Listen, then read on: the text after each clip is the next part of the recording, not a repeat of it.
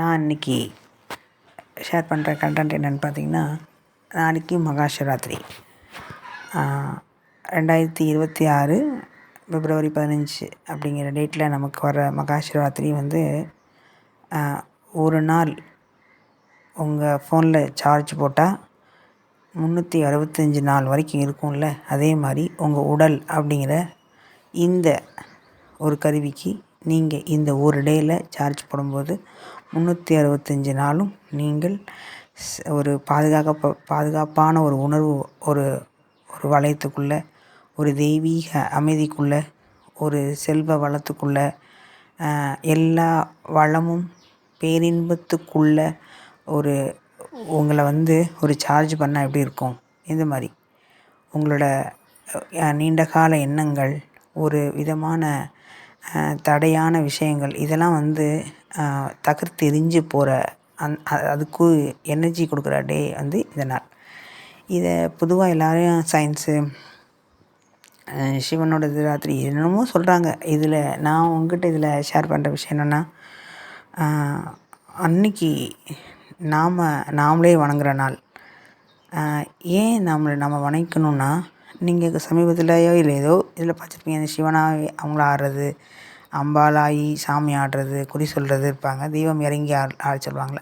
இந்த டேயில், இந்த மகா சிவராத்திரி மாசி மாதம் வர இந்த சிவராத்திரியை வந்து ஒருத்தவங்களுக்குள்ளேயும் இறைவன் வந்து அவங்களுக்குள்ளே வந்து நான் இப்படி ஒரு இருக்கேன் பாரு அப்படின்னு காமிச்சு கொடுத்துட்டு போகிற டே தான் இது. அன்னைக்கு நீங்கள் யார் விழிப்புணர்வாக இருக்காங்களோ அவங்க வந்து இந்த வாய்ப்பை ரொம்ப அழகாக பயன்படுத்திக்கலாம். பொதுவாகவே வந்து இந்த ஞான மார்க்கத்துலேயும் இந்த ஆன்மீகத்தில் பாதியில் முன்னேற்றம் நோக்கி நகர்ந்துக்கிட்டு இருக்கவங்க அமாவாசை பௌர்ணமி எப்படி எடுத்துப்பாங்க. அதில் இந்த மகாசிவராத்திரி ரொம்ப விசேஷமான நாள். ஸோ அதனால் நீங்கள் இதில் என்ன பண்ணலான்னா, இது என்னோடய அறிவுக்கு எட்டின ஒரு செயல். இதை நான் உங்கள்கிட்ட ஏன் ஷேர் பண்ணுறேன் அப்படின்னு சொன்னால், எல்லாம் செய்யும்போது இதையும் செய்யலாம். ரெண்டாவது என்னென்னு கேட்டிங்கன்னா, இது செய்யும்போது நமக்கு வந்து அபரிதமான ஒரு ஆற்றல், ஒரு பலம், ஒரு இன்பம் கிடைக்கும்போது இதை நம்ம செஞ்சிடணுங்கிற ஒரு வேகம். ஏன்னா அந்த டேயில் மழைக்காலத்தில் தான் மழை வரும், மித்த நேரம் மழை வரும். ஆனால் வந்து அதை நம்ம வந்து ஒரு அரிய செயலாக எடுத்துப்போம். ஆனால் இது மழை காலத்தில் வர்ற ஒரு நாள் மாதிரி, ஒரு எனர்ஜி டே மாதிரி. ஸோ நம்ம நீங்கள் என்ன பண்ணுங்கன்னா, ஒரு ஒரு கற்பகிரகத்தில் ஒரு அந்த சிலைக்கு என்ன மாதிரிலாம் அலங்காரம், அபிஷேகம், ஆராதனை பண்ணுவாங்களோ அது மாதிரி. ஃபார் எக்ஸாம்பிள் வந்து சங்கர கோவிலெல்லாம் தங்க ஆடை போட்டு, அந்த புஷ்ப ஆடை அந்த மாதிரி, இந்த மாதிரிலாம் செய்வாங்க. அது மாதிரி இப்போ நான் ஒரு இமேஜின் தான். இதை நீங்கள் அன்னைக்கு இதை இமேஜினாக செஞ்சு பாருங்களேன். நீங்கள் ஒரு ஆசனத்தில் உட்காந்துக்கோங்க. அந்த அந்த தண்ணி ஒரு வாசனை திரவியமான தண்ணியில், அந்த ஒரு கும்பத்தில் வச்ச தண்ணியில் ஒரு வெள்ளி குடம் அல்லது தங்க குடத்தில், இதெல்லாம் உங்கள் கற்பனையில் நான் செஞ்சு சொல்லிகிட்ருக்கேன். அதில் ஒரு புனிதமான, நீங்கள் உங்கள் ஊரில் என்ன புனிதமான தண்ணி குளமெல்லாம் இருக்கோ அதில் உங்களுக்கு எந்த ஆற்று தண்ணி வந்து வைக்கணும்னு தோணுதோ அந்த தண்ணி, இல்லை 7 கடல் தண்ணி, இல்லை 3 கடல் தண்ணி, இந்த ராமேஸ்வரம், காசி, இந்த மாதிரி முக்கடல், கன்னியாகுமரியில் தண்ணி, அந்த தண்ணியில் நெப்பினதாகவோ, இல்லை புனித கங்கையான கங்கை, யமுனா, சரஸ்வதியில் உள்ள தண்ணி, இந்த மாதிரி வந்து தண்ணியாகவோ, இதில் நீங்கள் அதில் எடுத்துகிட்டு அதை சுற்றி ஒரு அழகான அந்த குடத்தில், ஒரு வெள்ளி குடத்தில் தண்ணி எடுத்து உங்களுக்கு நீங்களே அபிஷேகம் பண்ணிக்கிற மாதிரி. எப்படி வந்து மிராக்கிள் எதுவும் நடக்கலாம்ல, எவ்வளோ பார்த்துருப்பீங்கள்ல. அது மாதிரி அந்த தண்ணி உங்கள் தலையில் விழுது அழகாக. நீங்கள் அந்த தண்ணியை வந்து அப்படி தண்ணியை வந்து ஒவ்வொரு செல்லும் அந்த செல்லால், அந்த தண்ணியால் தூய்மைப்படுத்தப்படுது, சுத்திகரிக்கப்படுது.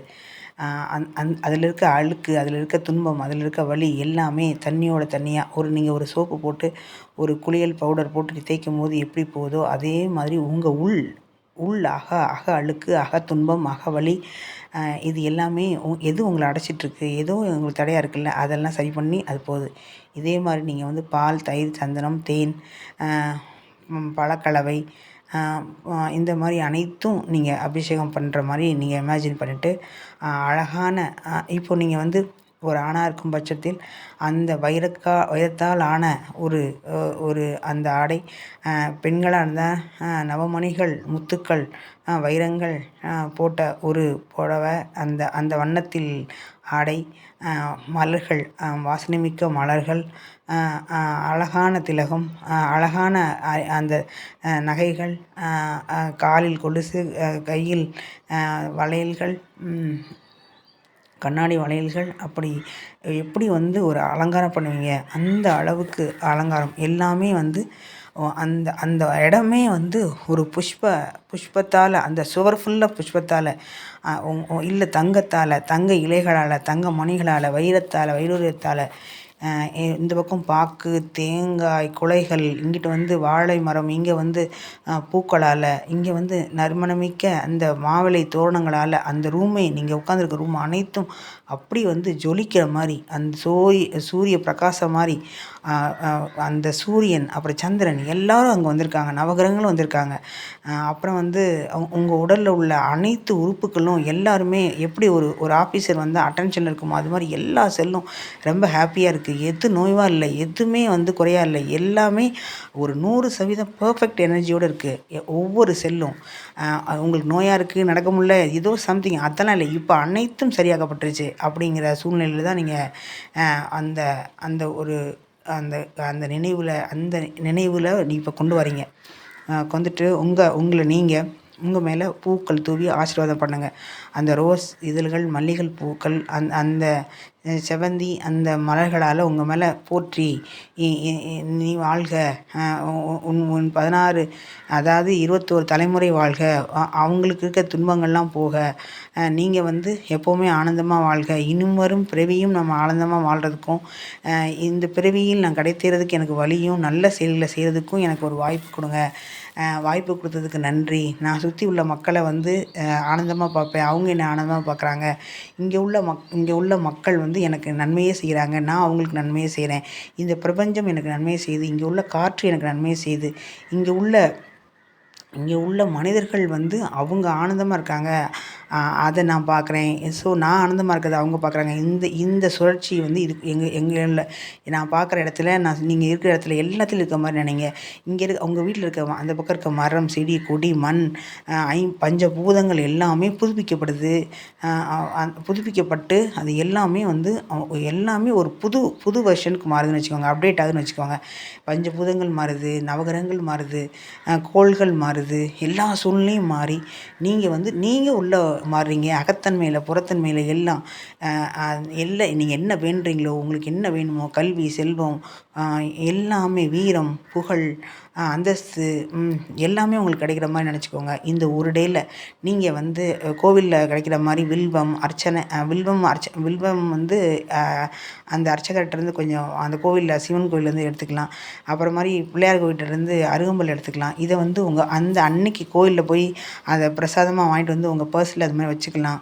அது அந்த சக்தி விடப்பட்டு அதில் வந்து நீங்கள் கையில் வச்சு இன்றைக்கி ஃபுல்லாக அந்த சக்தி, இந்த வருஷம் ஃபுல்லாக எனக்கு வந்து இந்த பணம், எவ்வளோ பணம் தேவைப்படுது, எவ்வளோ பொருள் தேவைப்படுது, எவ்வளோ கல்வி தேவைப்படுது, எவ்வளோ வந்து எனக்கு உங்களுக்கு எவ்வளோ தேவையோ அதை வந்து நீங்கள் கேட்கும்போது அது அப்படியே நடக்கும்.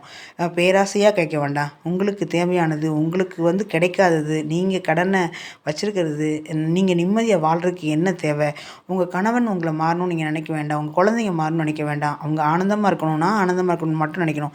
நான் ஆனந்தமாக இருக்கணும், அவங்க எனக்காண்டி மாற வேண்டாம், நாங்கள் எல்லாம் ஒற்றுமையாக இருக்கணும் அப்படிங்கிற தன்மையில் கேட்கணும்.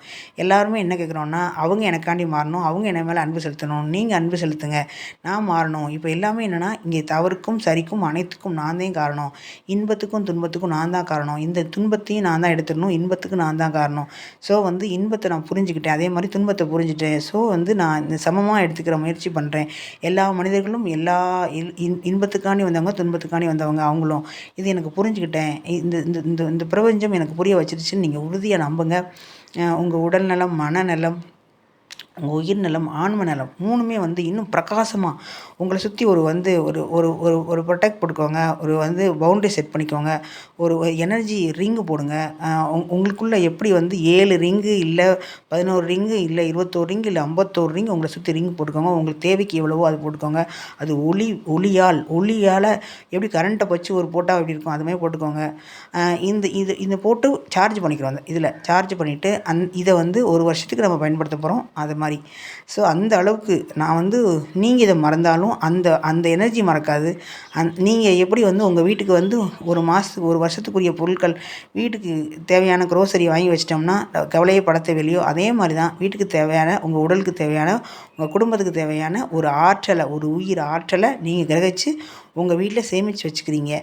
அந்த சேமித்து வச்சுட்டிங்கன்னா அது உங்களுக்கு எப்போ தேவைப்படுதோ நீங்களே மறந்தாலும் அது உங்களை அது பயன்படுத்திக்கும். நீங்கள் இல்லைன்னு கவலைப்பட தேவையில்லை. யார்ட்டையும் போய் கேட்கணுமான்னு ஒரு வருத்தப்பட தேவையில்லை.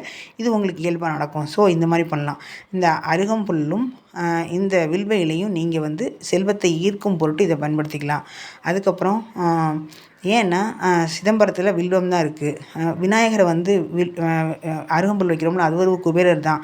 ஸோ செல்வத்தை வந்து ஈர்த்து உங்களுக்கு வந்து உங்களுக்குள்ளே எப்போவுமே வந்து என்னென்னா அது ஒரு அட்சய பாத்திரம் மாதிரி அவங்க கொடுப்பாங்க உங்களுக்கு. நீங்கள் நன்மையாக இருக்கும் பட்சத்தில் உங்கள் உயிராற்றல் உறுதியாக, தூய்மையாக, ஒழுக்கமாக இருக்கும் பட்சத்தில் அது நியாயமாக நீங்கள் வைக்கும் கோரிக்கைகள் அனைத்தும் சரியாக இருக்கும்.